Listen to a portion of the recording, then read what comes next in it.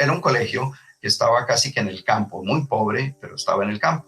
Y apenas yo fui entrando, desde por allá de la escuela, que estaba como a 50 metros, que comenzó a escuchar un rumor. Ahí viene Humberto Jarrín, ahí viene Humberto Jarrín. Y eso parecía un canto de pájaros que me estuviera dando la bienvenida. Y cuando llegué, hubo un niño que me encaró y me dijo, ¿tú eres Humberto Jarrín? Y yo le dije, sí, yo soy Humberto Jarrín. No te creo. Demuéstrame que eres Humberto Jarrín. Y entonces, ¿y cómo te lo demuestro? Y el muchacho tendría que unos 9 o 8 años. Me dijo, muéstrame tu cédula. Y me tocó sacar la cédula y mostrarle. Y cuando vio el nombre, me dijo, ah, sí, tú eres. Humberto Jarrín, que convierte una anécdota en un minicuento caricaturesco, es un poeta, dramaturgo, escritor y docente de la Facultad de Humanidades y Artes de la Universidad Autónoma de Occidente. Nació en Cali, pero a sus 3 años de edad se mudó a la ciudad natal de su padre en Ecuador. Dice que los recuerdos de su niñez son como destellos que vienen del sol de las 5 de la tarde, inundados por las imágenes del mar transparente que dejaba ver manglares y jaivas mientras crecía junto a su familia.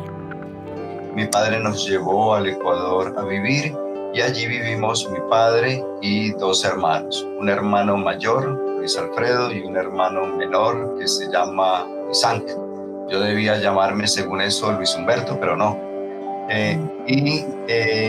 Nosotros 4 vivimos allá en Guayaquil, en un barrio periférico donde había un brazo de mar, insisto en ello, y allí hice mis primeros estudios en una escuelita que se llama Nicolás Segovia. Nicolás Segovia era una escuela municipal en la que los muchachos jugaban en la cancha y a veces extendían sus juegos volándose de clases. Entre esos traviesos corría Humberto por las calles de su barrio, pero cuando culminó la primaria, estas aventuras se terminaron. Le dijo adiós a los manglares y saludó nuevamente la brisa caleña. En Cali interrumpió sus estudios por situaciones económicas. Varios años después inició las clases de bachillerato en jornada nocturna. Allí decidió acudir al autoaprendizaje para llegar con las suficientes bases académicas a la Universidad del Valle. Entonces a mí me tocó estudiar por mi propia cuenta, de manera autodidacta. Y yo quería estudiar una carrera que me permitiera, por un lado, tener tiempo para la supervivencia, por supuesto, la carrera, pero también para tener tiempo para poder escribir, que era ya mi sueño cuando yo estaba muy muchacho, incluso antes de que estuviese estudiando el bachillerato. Y estudié entonces los temas que debía que estudiar por mi propia cuenta. Y logré pasar en la Universidad del Valle a la segunda carrera más importante, que en esa época era muy difícil. La primera era medicina y la segunda era ingeniería eléctrica, y quedé entre los 20 mejores puntajes en ese momento frente a pues, casi que 400, 500 estudiantes que se presentaban para ingeniería eléctrica. Y ahí comencé mis estudios entonces universitarios. Comencé mis estudios universitarios estudiando ingeniería eléctrica, también estudié física pura y después estudié tecnología electrónica. Por condiciones también nuevamente de trabajo, tuve que suspender esos estudios y me dediqué a estudiar filosofía y letras, que era una carrera que también a mí me interesaba mucho y que me permitía, por el tiempo de trabajo, combinar el tiempo de trabajo y estudio, me permitía eso. Las otras carreras, como ingeniería eléctrica, implicaba todo el día en la universidad y prácticamente toda la noche. Y yo no podía darme ese lujo como mis otros compañeros podían. Y entonces, después de estudiar filosofía y letras, hice una maestría en literaturas colombianas y latinoamericanas, y eso es lo que ha permitido entonces mi vínculo, digamos, por los lados del lenguaje.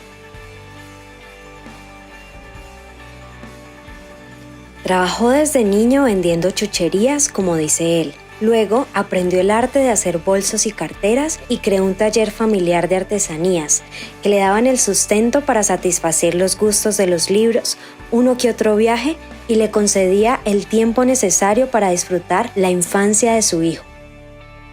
Una vez graduado, esporádicamente daba clases en la Universidad Javeriana, pero luego se radicó como docente en un colegio de Cali, donde recuerda una anécdota con la llegada de una nueva rectora, quien cuestionó su metodología de enseñanza desde la literatura, hecho que posteriormente lo condujo a la UAO. Pero cuando llegó la señora, dijo que no quería chocolatines para los estudiantes. Esa era la frase con la que marcó el asunto. Yo le dije a mis alumnos, hay un concurso de literatura, participemos. Y el concurso también es para profesores, voy a participar. Participamos y tuvimos la mala suerte de ganar. Y entonces le llevé a la señora los premios, las medallas, los diplomas y le dije que esto era lo que yo hacía. Y claro, eso era una abierta contradicción con lo que ella quería. Y ese semestre entonces, por mes de mayo, me dijo que no me iba a renovar el contrato y les dijo a los estudiantes que yo me iba a dedicar tiempo completo a la literatura. Entonces llevé las hojas de vida a la Universidad Javeriana, a la ICESI, a San Buenaventura. Me hice un periplo por allí por el sur, porque el colegio queda por ahí por el sur, y entregué sin conocer a nadie.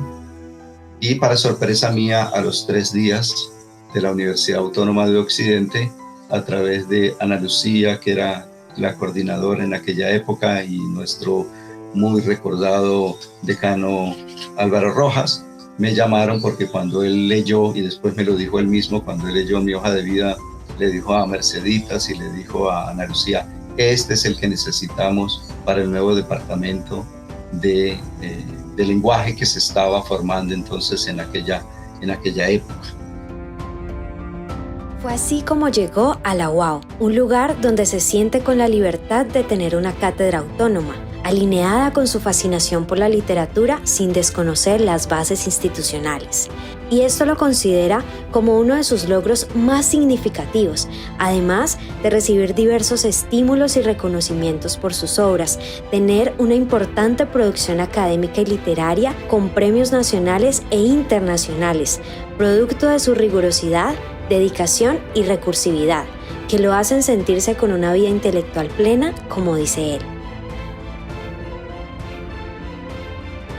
La UAO también fue el lugar donde encontró afinidad intelectual en sus compañeros que lo describen con diversas cualidades. Un ser humano con un sentido del humor muy interesante, me fascina porque juega con el lenguaje todo el tiempo y me parece que las personas que tienen la habilidad para jugar con el lenguaje son muy inteligentes, no tengo duda de la inteligencia de Humberto. Es un ser riguroso, muy riguroso. Tiene un alto sentido de la responsabilidad cuando él tiene un proyecto en ciernes o un proyecto en las manos. Es un hombre que hace todo el camino.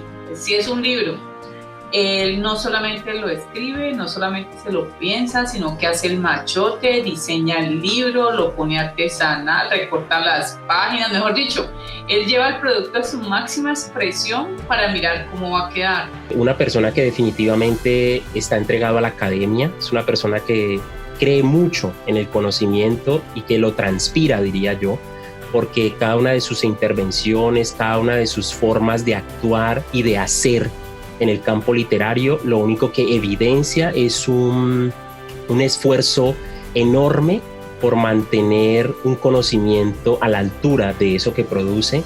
Una persona que se ha entregado definitivamente a la literatura, que produce de una manera muy prolija, que tiene una gran capacidad de creación. Y es un creador también tan diversificado que él crea desde la palabra, crea desde la abstracción del lenguaje. Él crea ideas, pero también crea con las manos. Entonces, por ejemplo, él es un gran cocinero y eso es algo que pues que es extraordinario, porque significa que él pone ese rigor intelectual y ese rigor y ese sentir con el mundo que lo rodea, no solamente en las palabras que construye, sino en lo que hace en la vida cotidiana. Inteligente, sensible y con un gran sentido del humor. Así es Humberto Jarrín, poeta, cuentista, dramaturgo, ensayista, novelista y docente que disfruta sumergirse en el mar que descubrió en Guayaquil, pero también en el mar de sus manuscritos y en el mar de la literatura. Mira, de este libro que se llama De otras vidas humano, es una serie de poemas que obtuvo el premio Jorge Isaacs. Esto fue publicado en 1994. Voy a leer un pequeño poema que está relacionado con el mar precisamente, con mis lecturas. Cuando yo leí que Tales de Mileto, por ejemplo, decía que el origen de la vida estaba en el mar, para mí eso es maravilloso y la ciencia lo comprueba, que el origen de la vida está en el mar. Entonces en aquel año yo escribí este poema que tiene el título de ese filósofo griego que se llama Tales. Número 1. Mar somos, estatuas de sal viva, olas de mordedora espuma, marea que lo anega todo y se retira, pecho de agua, volumen sin reposo, mar de maramares, sitio de naufragios y tempestades. 2. El principio no fue más que agua, y el agua flotaba en el agua, y el mundo no era más que una redonda gota suspendida. Y pasó el tiempo que tiene la misma fluidez del agua, y de tanta escama suelta, y de tanta branquia muerta, y de tanta espina rota, nacieron los continentes. Y el mar retiró su salado monstruo, su líquido estertorio, para que en ellos habitaran uñas, huesos, pelos, dientes, que también caerían disgregados, muertes infinitas, danzantes sombras amontonadas unas sobre otras, sangre aprisionada, polvo, roca, donde fue el sitio del agua antigua. Así fue ayer, es hoy, será mañana, ocurrirá por siglos, pero el mar que fue obligado a recogerse, un día volverá con su salado monstruo, con su líquido estertorio. De agua será el lugar donde por tiempo habitara el seco seno de la piedra. 3. Hay en mí un futuro coral, un ojo sin párpado en el frío sumergido. Mis partes harán parte de otras partes. En lugar de pulmón, esponja. Habitaré el silencio de nuevas profundidades. Todo volverá a ser como al principio en el mar.